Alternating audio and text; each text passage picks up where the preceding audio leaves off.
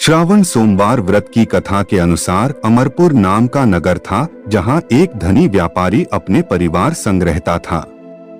नगर में हर कोई उस व्यापारी का मान सम्मान करता था, लेकिन इतना सब कुछ होने के बाद भी वह व्यापारी दुखी रहता था, क्योंकि उस व्यापारी की कोई संतान नहीं थी। संतान न होने के कारण वो व्यापारी दिन रात चिंता में डूबा रहता था। उसके मन में यही ख्याल आता कि उसकी मृत्यु के बाद इतने बड़े व्यापार और धन संपत्ति को कौन संभालेगा। पुत्र पाने की इच्छा से वो व्यापारी सोमवार व्रत करता था और भगवान शिव की विधि विधान पूजा किया करता था। शाम के समय व्यापारी शिव मंदिर में जाकर भगवान शिव के समक्ष घी का दीपक जलाता था। उस व्यापारी की भक्ति से प्रसन्न होकर एक दिन माता पार्वती ने भगवान शिव से कहा, हे प्राणनाथ, ये व्यापारी आपका परम भक्त है। ना जाने कितने दिनों से सोमवार का व्रत और पूजा नियमित कर रहा है। भगवान, आप इस व्यापारी की मनोकामना पूर्ण करें। भगवान शिव ने मुस्कुराते हुए कहा, हे पार्वती, इस संसार में सबको उसके कर्म के अनुसार ही फल की प्राप्ति होती है। जिसके भाग्य में जो लिखा है उसे वही मिलता है।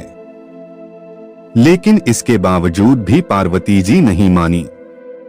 उन्होंने आग्रह करते हुए कहा, नहीं प्राणनाथ, आपको इस व्यापारी की इच्छा पूरी करनी होगी।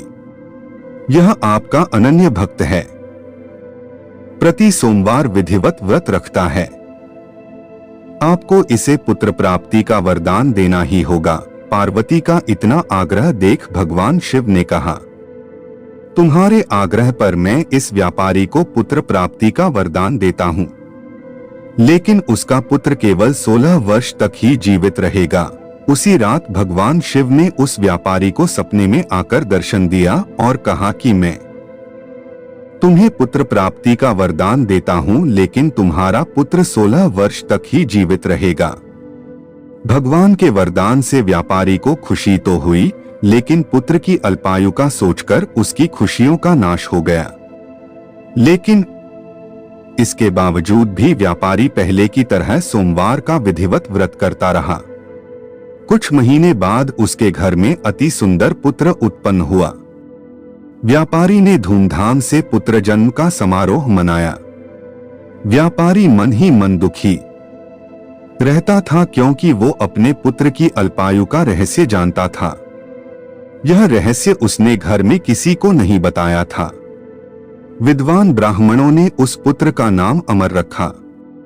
जब अमर 12 वर्ष का हुआ तो उसे शिक्षा ग्रहण करने के लिए वाराणसी भेजने का निश्चय हुआ। व्यापारी ने अमर के मामा दीपचंद को बुलाया और कहा कि अमर को शिक्षा प्राप्त करने के लिए वाराणसी छोड़ आइए। इस तरह से अमर अपने मामा के साथ शिक्षा प्राप्त करने के लिए निकल पड़ा। रास्ते में जहां भी अमर और दीपचंद ठहरते, वहीं यज्ञ करते और ब्राह्मणों को भोजन कराते रहते। लंबी यात्रा के बाद अमर और दीपचंद एक नगर में पहुंचे।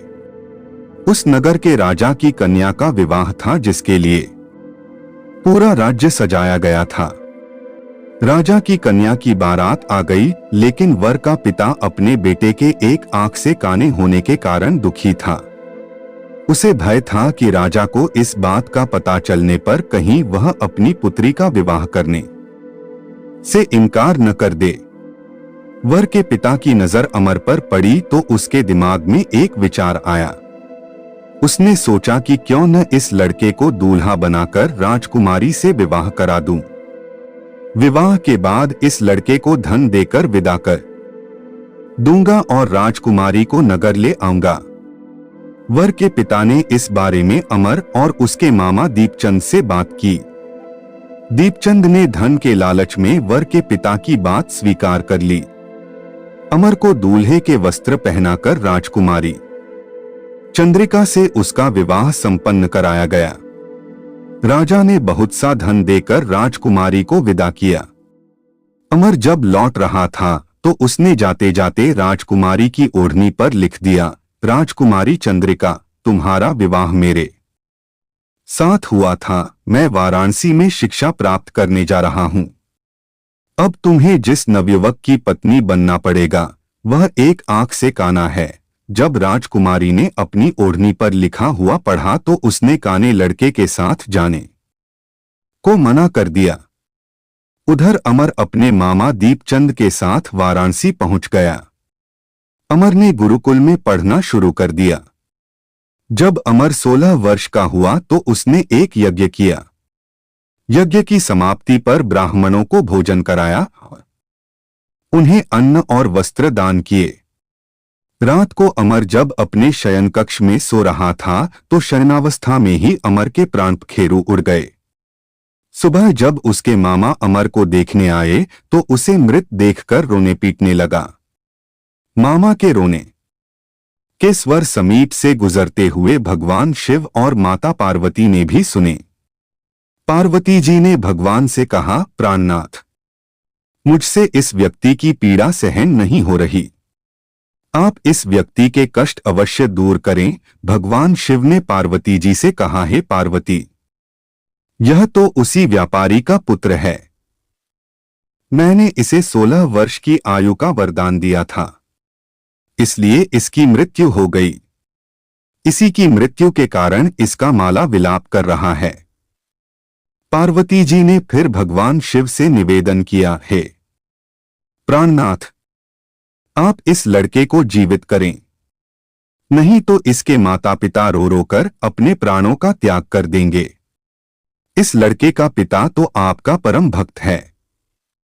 पार्वती के आग्रह करने पर भगवान शिव ने उस लड़के को जीवित होने का वरदान दिया और कुछ ही पल में वो जीवित हो गया। शिक्षा समाप्त कर अमर मामा के साथ अपने नगर वापस चल दिया। दोनों चलते हुए उसी नगर में पहुंचे जहां अमर का राजकुमारी के साथ विवाह हुआ था।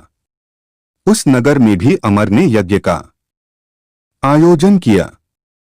समीप से गुजरते हुए नगर के राजा ने यज्ञ का आयोजन देखा।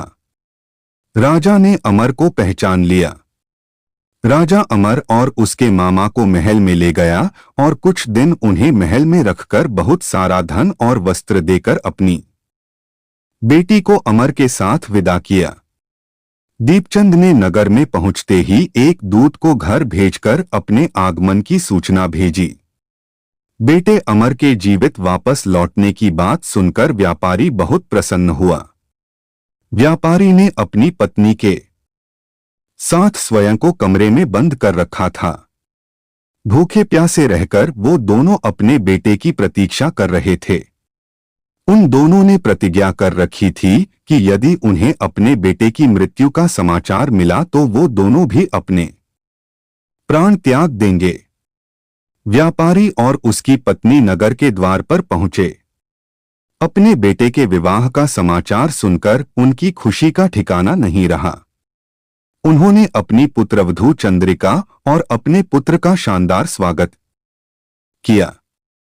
उसी रात भगवान शिव ने व्यापारी के स्वप्न में आकर कहा, हे श्रेष्ठी, मैंने तेरे सोमवार के व्रत करने और व्रत कथा सुनने से प्रसन्न होकर तेरे पुत्र को लंबी आयु का वरदान दिया है। व्यापारी बहुत प्रसन्न हुआ। अत सोमवार का व्रत करने से व्यापारी के घर में खुशियां लौट आईं। शास्त्रों में लिखा है कि जो भी व्यक्ति सोमवार का विधिवत व्रत करता है और व्रत कथा सुनता है, उनकी सभी इच्छाएं पूरी हो जाती हैं।